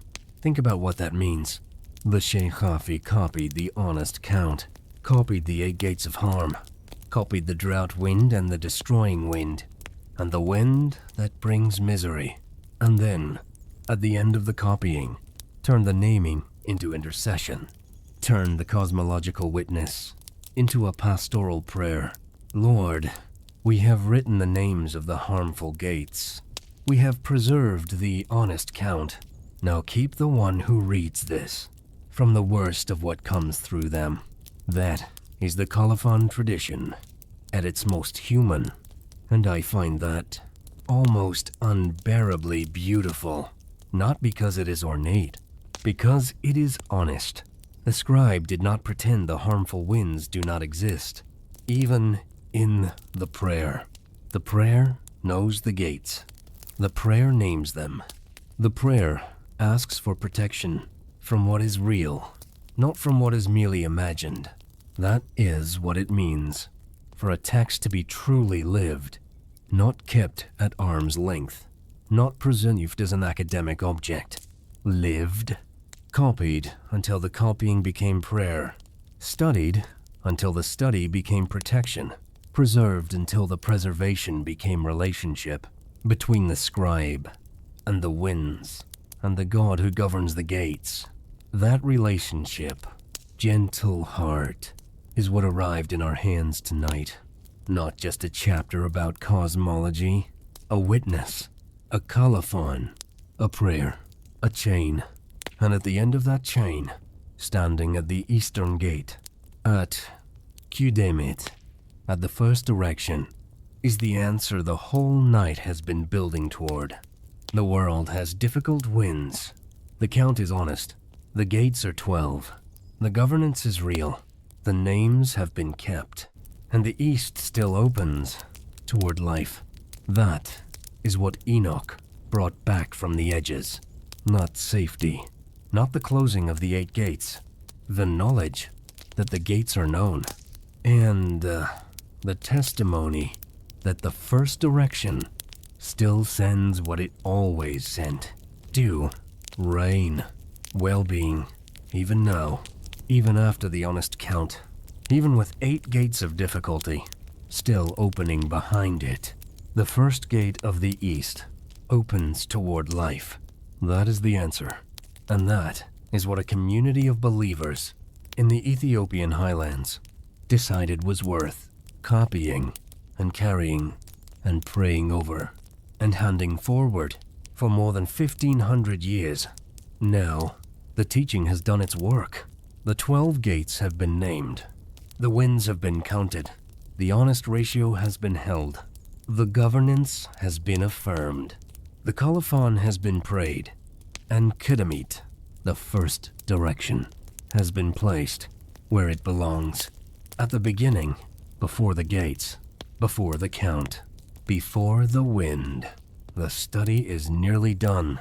Gentle heart, what remains now is not more information. What remains is rest. The ancient text has spoken. Gentle heart, now silence completes it. From this moment, only the voice, only the quiet, only the soft lowering from thought into rest.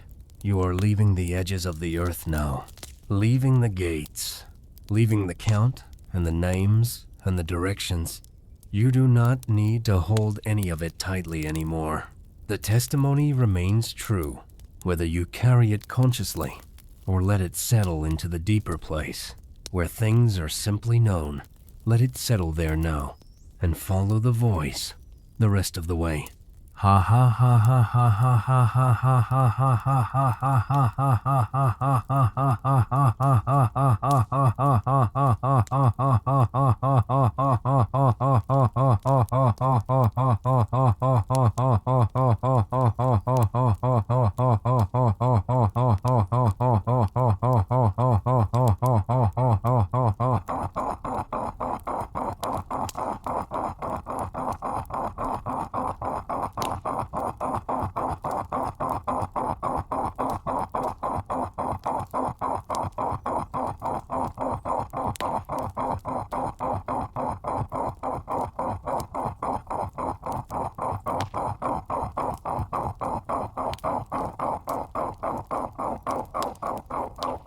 Sleep transition. Word count. 1, 3, 5 words.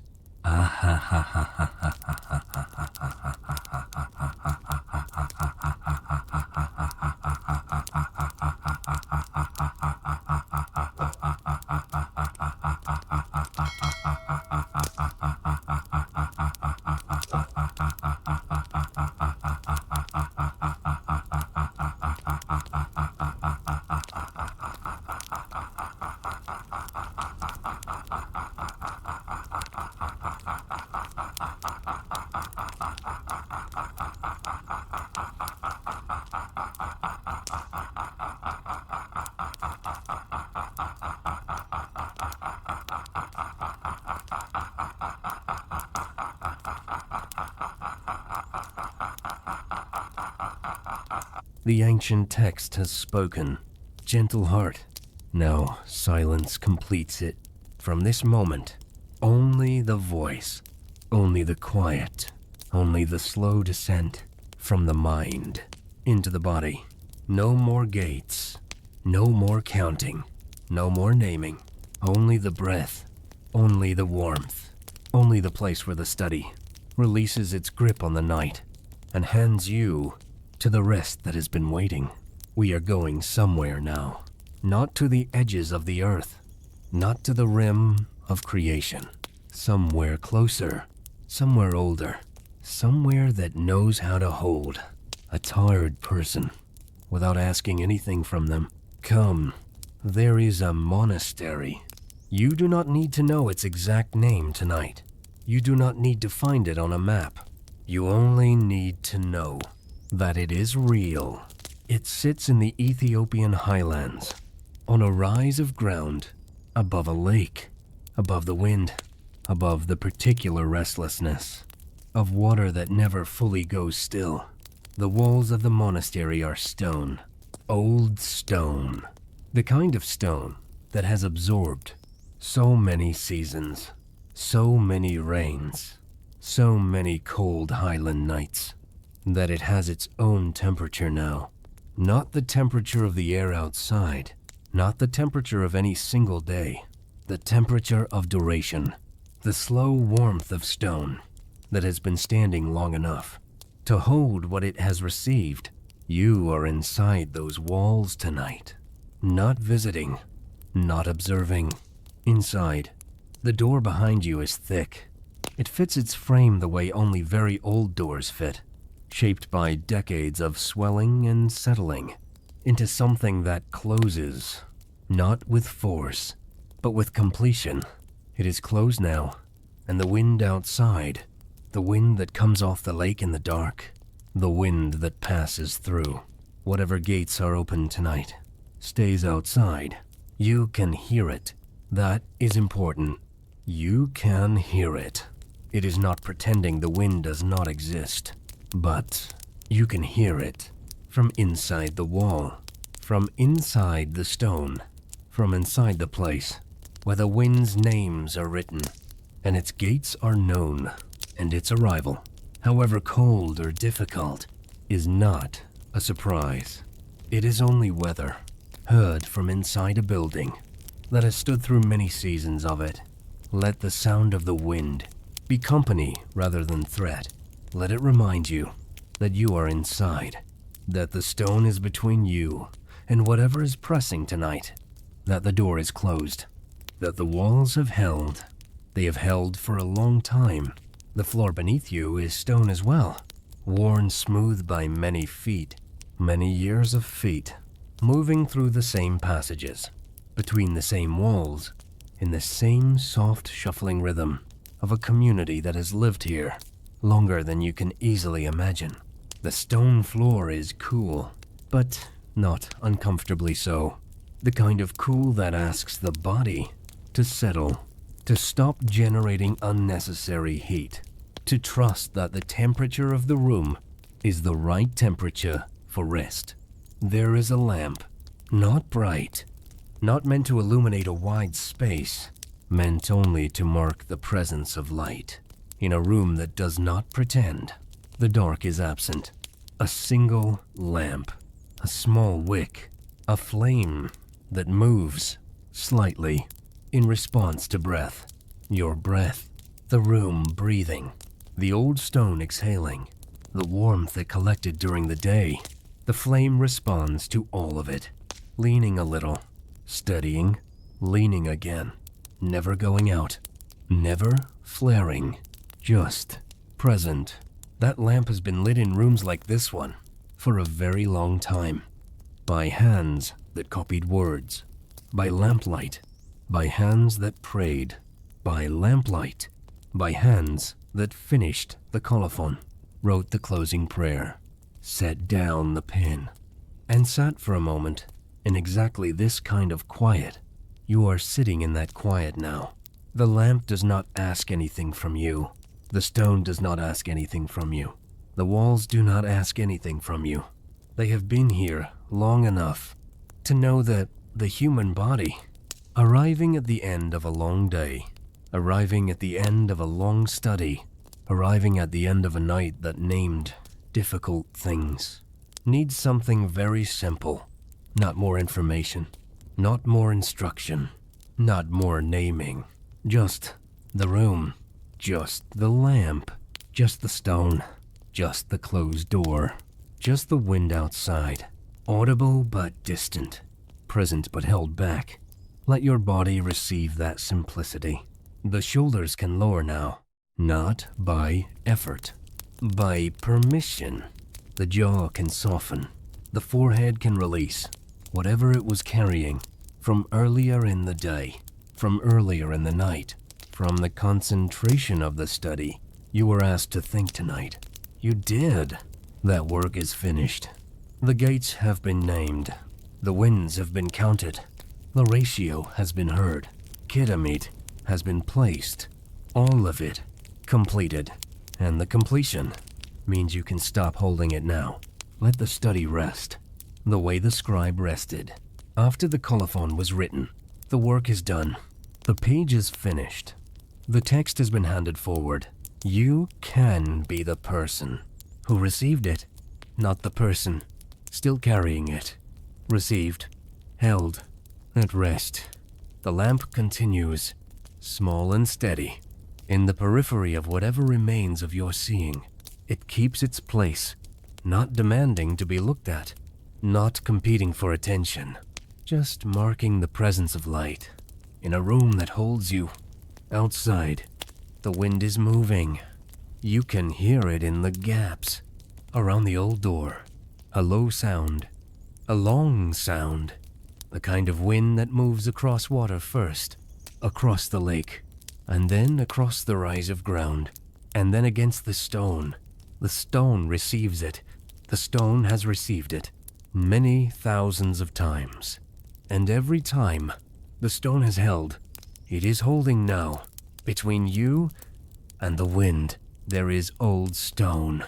Between you and the cold of the highland night, there is old stone. Between you and whatever is pressing in the world beyond these walls, there is old stone. Not thin protection, not temporary shelter, the accumulated holding of centuries. Let that be enough. Let the stone be enough. Let the lamp be enough. Let the sound of the distant wind be the evidence that you are inside and the wind is outside. And the difference between those two things is real. The difference is real. You are inside, in a building that was made for this, for the holding of people, for the sheltering of the weary, for the keeping of what needs to be kept. Through the long hours of a difficult night, the lamp has been lit. The door is closed. The stone is doing what stone does. And you, gentle heart, do not have to do anything for any of it to continue. That is one of the gifts of old places. They have learned to work without you. They have practiced holding long before you arrived. They will continue holding long after this night is over. For now, they are holding you, and all they ask is that you stop insisting on holding yourself. Let the stone hold. Let the walls hold. Let the lamp keep its small, careful light, and let the body trust the room. The breath is slowing, not by instruction, by itself. The body finding the pace that rooms like this have always encouraged. Slower, longer, less effortful. Each exhale releasing a little more of whatever the day built up. You do not need to breathe correctly. There is no correct here, only the natural settling that happens when a tired body finally believes the shelter is real. Believe it. The shelter is real. The stone is real. The lamp is real. The closed door is real. The sound of the wind outside, heard from inside, is real. And the difference between outside and inside is the most important reality. In this room right now, you are inside. Let everything else be outside for a while. The unfinished things, the tomorrow things, the things that press like wind from directions you have not yet named. Let them stay outside the wall tonight. The wall is old enough to hold them. The rain is beginning. You may have heard it before you knew you were hearing it. A softness on the stone above. A sound that is not quite drumming, not quite whispering. Something between the two. Rain on old Highland stone. This sound has been falling on buildings like this one for a very long time. It fell while scribes were copying. It fell while prayers were being said. It fell while the lamp was lit, and the page was turned, and the colophon was written, and the pen was finally set down. It is falling now, onto the roof above you, onto the walls around you, into the lake below the rise of ground, adding its voice to the wind, a softer voice, more patient, more willing to simply continue. Let the rain be company, not the kind of company that requires anything from you, the kind that is simply there, falling on the stone, keeping the room from feeling too quiet, the right amount of sound for a room that is learning to let you rest. The lamp and the rain, between them, there is something complete, light that stays, sound that falls, stone that holds, door that closes, and you, in the middle of all of it, needing only to receive. You are very good at receiving tonight. You may not feel that, but the fact that you are still here, still inside the room, still near the lamp, still letting the rain fall on the stone above you, that is receiving, that is the body choosing shelter. And the body knows, even when the mind is slow to trust, that shelter is what this hour requires. The rain continues, not harder, not lighter, just consistently itself. The way rain in highland places learns to be patient with the ground, patient with the stone, patient with the long dark, that it cannot rush and does not try to. Let the patience of the rain enter your breathing, not as instruction, as invitation. Your breath can be like this, consistent, unhurried, not trying to arrive somewhere, only continuing. Continuing is enough. The body knows how to continue. It has been doing it, without your supervision, for the whole of your life. The heart continuing, the breath continuing, the warmth in the body continuing. All of it, without effort. All of it, simply ongoing. That ongoing, that faithful continuing, does not need your help tonight. It only needs you to stop interrupting it. So let the interruptions lessen. One fewer thought about tomorrow. One fewer check on whether the body is relaxed enough. One fewer effort to feel the right thing, or think the right thing, or arrive at sleep in the right way. The rain is not arriving in the right way. It is only falling, and that is enough. You are only here, and that is enough. The lamp is still burning in your peripheral awareness, or only in the imagination now. It does not matter which. The lamp is present, a small held light, the kind that does not cast hard shadows, only softens the dark, makes it livable. makes it the kind of dark that a body can rest inside. Dark that is livable. That is what this room offers. Not the elimination of darkness. The softening of it, the making of it into something. The body does not have to fear. You do not have to fear the dark tonight. The lamp is here. The stone is here. The rain is here. The closed door is here. And whatever was pressing from outside is still outside. In its named gate, through its known door, under its governed sky. Named, governed, known. And you, inside. That is the full picture. The world has its difficult winds. You have your old stone walls. The gates are real. The shelter is real. Both true. Both present. The wind outside.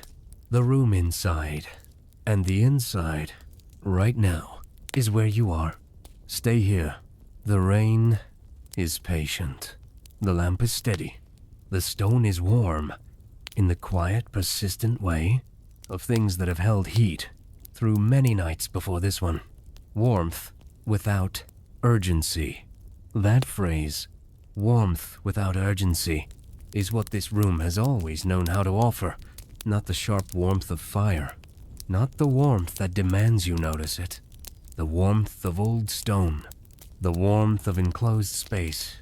The warmth of being inside when the rain is falling and the door is closed and nothing is asking you to go back out.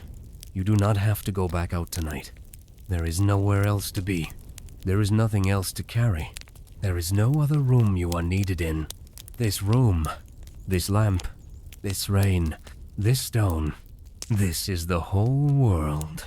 For right now, and the whole world, right now, is asking nothing from you. Let the body settle deeper. Not as a project, as a natural consequence of believing the room. When the room is trusted, the body settles. When the shelter is believed, the muscles release. When the door is accepted as closed, the nerves stop standing watch. Trust the room. Believe the shelter. Accept the closed door. The lamp moves a little. A slight lean. A small recovery. Your breath moving through the room, and the flame responding. That exchange is quiet evidence that you are here, that the room knows you are here, that your presence, however still, is felt by the light. The rain continues on the stone, steady, faithful, not going anywhere. It will be falling long after this night ends. It was falling long before this night began. You arrived inside a rain that has no particular interest. And when you fall asleep, it will keep falling. And that continuity, that absolute patience of the rain, is one of the most restful things about being inside it. You do not have to manage the rain. You do not have to be awake for the rain. It does not need your attention. It does not need your consciousness. It only needs the stone. And the stone is here. And the stone is doing its work. And you can stop doing yours. The lamp leans again. A tiny movement. Almost nothing. Just the breath of the room, reminding itself that light is still present. The stone is darker now. At the edges, the corners of the room, where the lamplight does not quite reach, have become a gentle dark. Not frightening dark. Settled dark. Dark that has accepted. The lamp will not reach it, and has become comfortable with what it is. Your edges can do the same.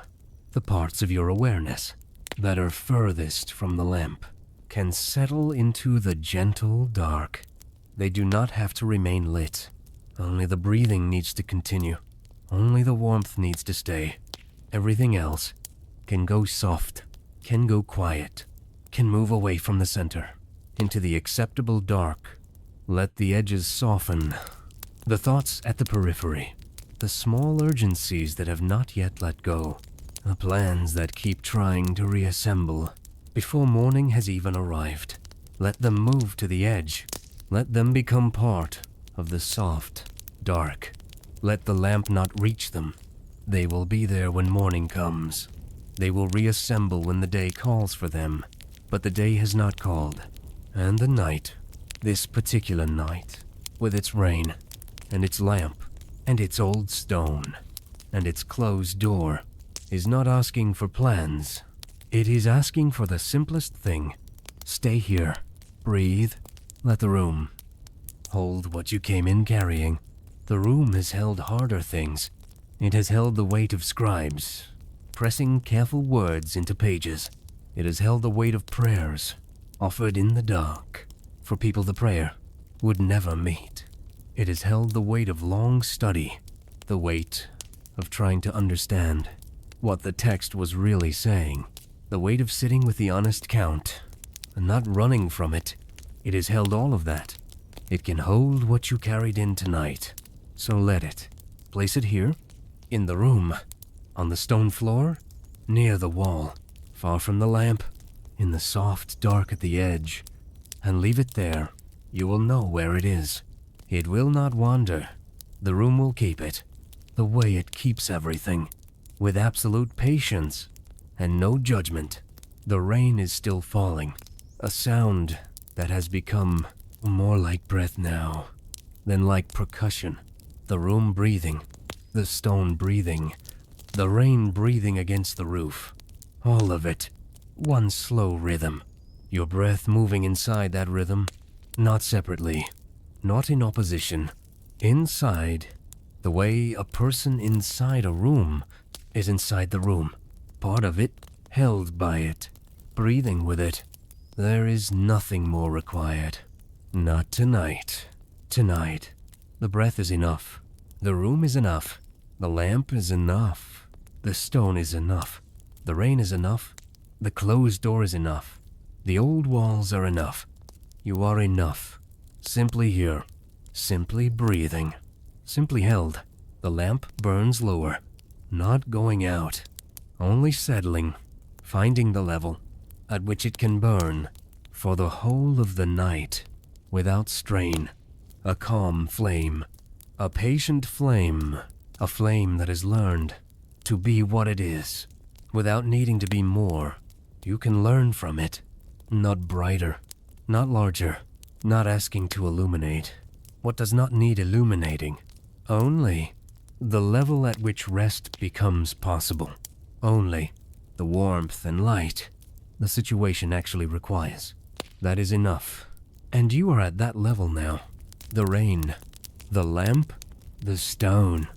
All three, asking nothing. All three, simply continuing. All three, completely indifferent to whether you are conscious enough to notice them. They will be here. Whether you notice or not, they will be here. That indifference is a gift, not coldness, not neglect. The particular gift of things that do not need your attention to continue being what they are. The rain does not need to be watched. The lamp does not need to be praised. The stone does not need to be acknowledged. They only ask, very gently, that you allow yourself to be inside them. You are inside them. Inside the rain. Inside the lamplight. Inside the stone walls. Inside the night. Inside the rest that the room has been preparing since long before you arrived. The preparation was not for someone else. It was for you. This room, this lamp, this rain, this night, for you. And now that you are here, the preparation is complete. Nothing left to do. Nothing left to arrange. Nothing left to finish. Nothing left to understand. The gates have been named. The winds have been counted. The east has been called first. The colophon has been written. The chain of witness has been completed. And you, at the end of that chain, inside these walls, near this lamp, held by this stone, can simply be the one who received. Rest now. The rain will keep the stone company. The lamp will keep the dark from being lonely. The walls will keep whatever is outside, on the outside. And you, gentle heart, will sleep. The wind is at the gates. The gates are named. The names are known. And the keeper of the gates knows where you are. You are inside. Inside the room. Inside the stone. Inside the old kept warmth. Inside the rain. Inside the rest. Simply inside. The breath slowing. The lamp steady. The rain patient. The stone warm. And you already further inside than you were. Further from the edges. Further from the gates. Further from the count. Closer to the center. Closer to the warmth. Closer to the simple fact of being held. Held not by effort. Not by deserving. Not by having understood everything correctly. Simply held by old stone. By patient rain. By a lamp that asks nothing. By a room that has been doing this for a very long time. Sleep now. The study is done. The gates are named. The first direction is known. And you, gentle heart, are inside. Deeply inside. Warmly inside. The rain says so. The stone says so. The lamp, still burning, quietly, in the room that holds you, says so. Sleep. The wind is outside. You are inside. Sleep. The night is long. The stone is patient. The rain is faithful. Sleep. Sleep now. The morning is coming. It always comes. From the east. From Kedemit. From the first direction. From the gate that opens toward life. It is already on its way. You do not have to hurry toward it. You do not have to be ready for it. You only have to rest until it finds you, and it will find you, the way the first light finds old stone, slowly, without announcement, moving across the walls of the monastery, the way it has moved across those walls, every morning, for longer than memory holds. The gates will still be 12 when morning comes. The east will still be first. The winds will still have their names, and the keeper of the gates will still know where you are. But that is for the morning. For now, there is only this. The rain slowing, the lamp still, the stone around you, the deep and patient dark, and you, gentle heart, held through the night, held past the counting, held past the naming, held past the last edge of everything the study asked of you, simply held. The morning is coming, but not yet, not yet. Sleep now. The east is waiting, and it knows how to wait. Sleep.